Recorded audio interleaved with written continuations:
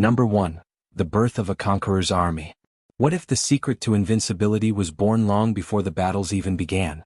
Before the clash of spears, before the roar of cavalry, before Alexander was even king? To understand his army, we must first return to the man who shaped it, Philip II of Macedon, Alexander's father. Few speak his name with the same awe, but Philip was the true architect of the machine that Alexander inherited. Imagine Macedonia before Philip, a fractured land, its warriors more like disorganized clans than a professional army. Greece looked down on them as barbarians. But Philip saw not weakness but potential. With a soldier's eye and a reformer's will, he rebuilt everything. He took the old hoplite phalanx, the slow, unwieldy formation of the Greek city-states, and reshaped it. His soldiers carried not the short spears of their neighbors, but the sarissa, a spear so long, it turned his phalanx into a wall of death. Picture it. Rows upon rows of soldiers, each holding a weapon so extended that enemies could not reach them before being skewered. But Philip did not stop at weapons. He drilled his men endlessly, teaching them to move not as individuals, but as one living organism. Battles were no longer chaotic charges, they were symphonies of motion choreographed with deadly precision. And young Alexander, he watched all of it. He grew up in the shadow of this revolution, seeing firsthand how discipline and innovation could transform ragged farmers into the terror of Greece. When Philip fell to an assassin's blade, Alexander inherited not just a throne, but a weapon unlike any the world had ever seen, an army already half-forged into invincibility. Yet how would this young king, barely 20, wield such a weapon? That is where the legend begins. Number 2. The first test, battle at the Granicus. What happens when a boy king marches his army into their very first battle?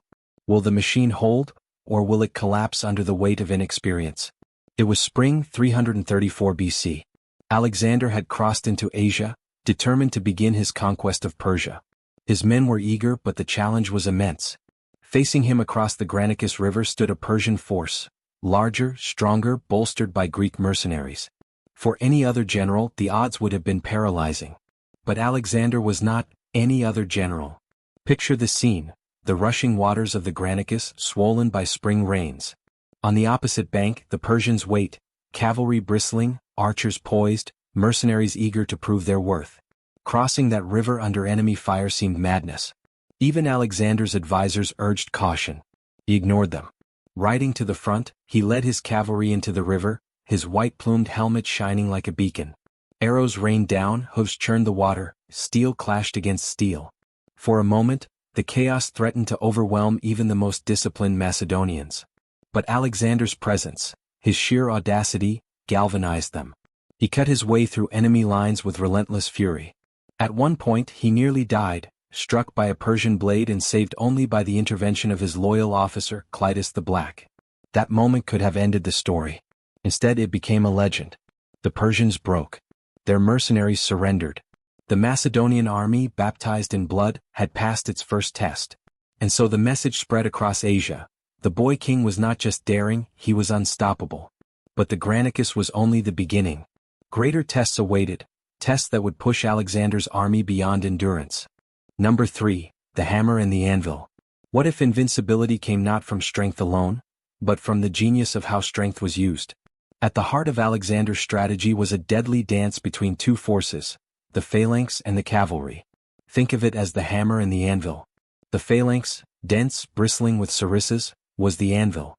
Unyielding, immovable, designed to pin the enemy in place. Once an enemy was locked against this wall of spears, there was no escape. Then came the hammer, Alexander's cavalry, the companions. These were no ordinary horsemen. They were elite warriors trained to strike with precision. And at their head always was Alexander himself. He did not command from the rear.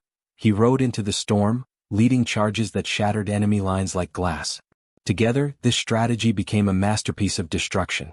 Enemies were trapped, unable to retreat, unable to advance. First pinned by the phalanx, then crushed by the cavalry. One of the most stunning examples came at the Battle of Issus. The Persian army dwarfed Alexander's. Yet the narrow terrain became his ally. He anchored his phalanx, then unleashed his cavalry with devastating timing. The Persians panicked. Even King Darius fled the field, abandoning his own family to Alexander's mercy. Victory after victory, this deadly dance repeated itself. The hammer and the anvil became so feared that enemies trembled simply at the sight of the Macedonian formation. But there was another side to this brilliance. For while the hammer and anvil won battles, they demanded precision, discipline, and loyalty beyond measure. Could Alexander's men hold that line forever? The answer would be tested in the deserts of Persia, where the line between invincibility and destruction grew razor thin. Number 4. The Shadow of Gaugamela.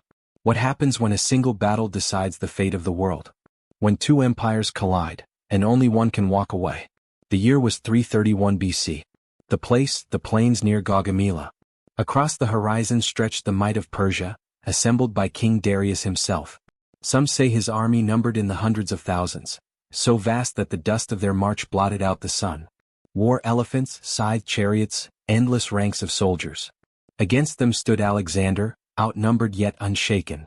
The Persians had chosen their battlefield carefully. A wide open plain, perfect for their chariots to sweep and their cavalry to encircle. Darius believed he could finally crush the Macedonian threat once and for all. He even ordered the ground leveled, cleared of obstacles, so his scythed chariots could slice through enemy ranks. And yet, Alexander smiled.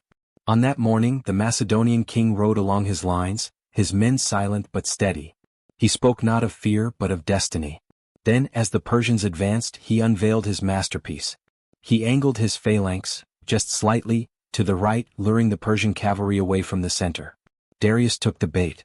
His horsemen thundered into the gap, desperate to surround Alexander. But the Macedonian phalanx pivoted, wheeled, and held. And in that moment, the trap was sprung. Alexander himself led the companions straight at the Persian center. His cavalry struck like lightning, piercing the very heart of Darius's line. The great king saw the Macedonians rushing toward him, and fled. Panic spread. The colossal Persian army collapsed into chaos. Victory was absolute. The world trembled. Persia, the empire of kings stretching from the Aegean to the Indus, was broken in a single day. But as Alexander's men stood among the spoils, whispers began. If Persia had fallen so swiftly, where would their king lead them next? Number 5. Beyond the edge of the world. What drives men to follow a leader into lands they've never seen, against enemies they've never imagined? After Gaugamela, Alexander was master of Persia. Cities opened their gates. Treasures filled his coffers. By all rights he could have stopped, crowned himself ruler of a vast empire. But stopping was not in his nature. His gaze turned east toward the mysterious lands beyond Persia. And so, the Macedonian army marched farther. Across deserts where water was scarce, across mountains where the air grew thin, across lands so alien that men wondered if they had left the world they knew.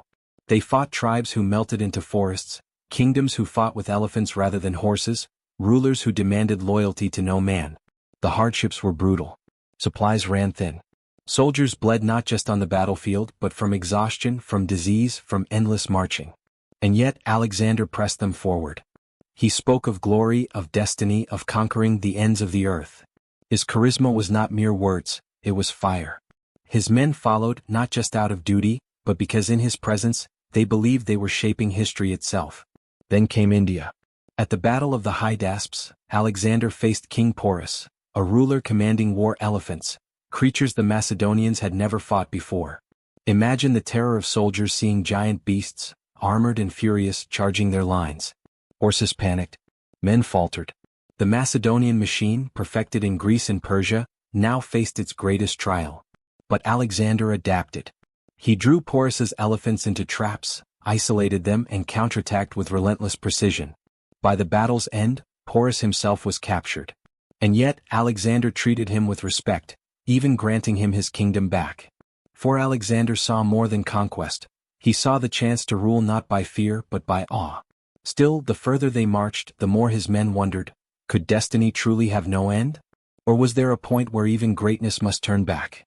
Number 6. The mutiny at the edge. What happens when even the most loyal soldiers decide they can go no further? By the time Alexander's army reached the Hyphasis River in India, they had marched thousands of miles. They had conquered empires, toppled kings, endured scorching deserts and raging floods. Their bodies were scarred, their spirits weary. And ahead of them lay reports of yet another empire, larger still, with armies countless in size. For the first time his men refused. The scene was tense. Alexander called his officers, spoke of glory, spoke of how the world beyond awaited their mark. He urged them to imagine standing at the ocean's edge, having conquered every land beneath the sun. But his words, once irresistible, now fell against the iron wall of exhaustion. The soldiers stood firm. They wanted to go home. They had seen enough of blood and death. They had given him everything, and now they demanded rest. Imagine the silence in that camp. The king who had never lost a battle, who had bent nations to his will, now faced the one enemy he could not defeat, the limits of human endurance. At last Alexander relented. He wept in his tent, furious not at his men, but at the realization that even he could not bend destiny forever. They would return. The march east had ended. But the retreat was no peaceful journey. Crossing the Gedrosian desert, the army suffered more than in any battle. Thirst consumed them, heat killed more men than swords ever had. Alexander shared their suffering, walking on foot, refusing water when his men had none. His army bled with him, and though broken, they remained bound to him by loyalty stronger than fear. They had defied him, yet still they loved him. And yet, destiny had one final twist waiting, not in the lands they had conquered but in Babylon, where fate itself would strike the invincible down. Number 7. Babylon, the dream of a world united. What happens when a conqueror no longer seeks only victory, but the impossible dream of unity? When Alexander returned from India, his army was weary, but his mind was ablaze. Conquest was no longer enough. In Babylon, the jewel of Mesopotamia, he began to reshape his vision, not as a destroyer of kingdoms, but as a creator of something new, a single empire that blended east and west. Imagine the scene. Babylon's towering walls, its hanging gardens shimmering in the desert sun. Within its palaces, Alexander welcomed Persians and Greeks alike. He wore their robes, respected their gods, and demanded his men take wives from noble Persian families. It was more than politics, it was an audacious attempt to fuse two worlds. But this vision was not without cracks. Many Macedonians whispered in discontent. To them their king was no longer entirely theirs. He spoke of equality between conqueror and conquered, of Persian nobles holding rank beside Macedonian generals. Some soldiers grumbled that the king who once ate with them now seemed untouchable, a god among men. And yet Alexander's charisma still burned. He hosted great feasts, festivals, parades of wealth beyond imagination. He planned new cities, dozens of them, each bearing his name, each a seed of his empire stretching across continents. His dream was vast, a world where Greek and Persian, east and west, would no longer be divided but bound as one. But dreams this bold cast long shadows. Jealousies grew. Resentments smoldered. And even as he planned to march again, this time south toward Arabia, whispers spread through Babylon's streets. Whispers of betrayal, of conspiracies, of a destiny that even the greatest king could not escape. The dream was magnificent, but it was fragile. And soon fate would shatter it. Number 8. The death of a god. What happens when the man who never lost a battle faces the one enemy no sword can defeat? It was June 323 BC. Babylon's air was heavy, the heat suffocating. Alexander, not yet 33, was preparing for another campaign. His mind raced with visions. Arabia first, then perhaps Rome itself. Nothing seemed beyond his reach. Then came the fever. At first it was brushed aside. The king had fought wounds before, survived arrows, blades, exhaustion. But as the days passed, the sickness deepened. He burned with heat, his body weakening, his voice fading. His generals hovered, silent, desperate. His soldiers gathered outside the palace, refusing to leave until they saw him. And so, in one of history's most haunting moments, Alexander, unable to speak, barely able to lift his head, was carried past his men. As they filed by, silent tears on hardened faces, he met each gaze with a faint nod, his eyes still blazing with that same unbreakable fire. Then, silence. The man who had carved an empire from Greece to India, who had never known defeat, was gone. His soldiers wept as though the sun itself had been extinguished. Some believed he had been poisoned.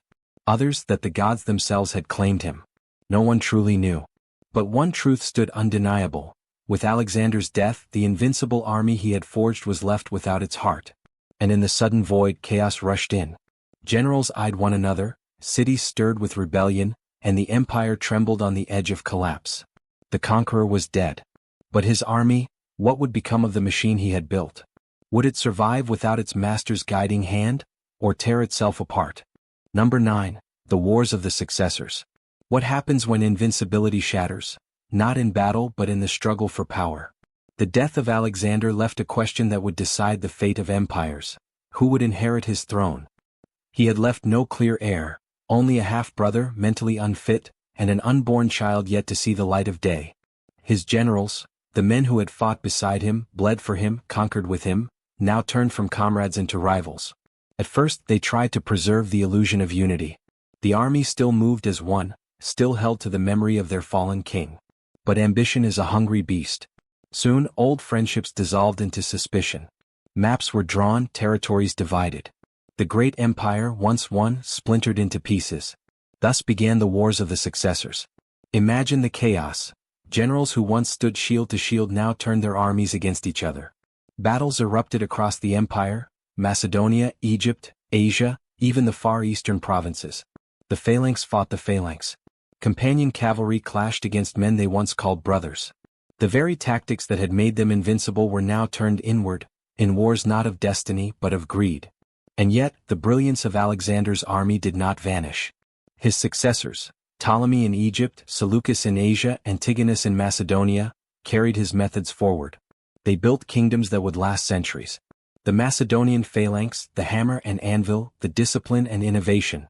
These lived on, reshaping the ancient world long after Alexander's body was laid to rest.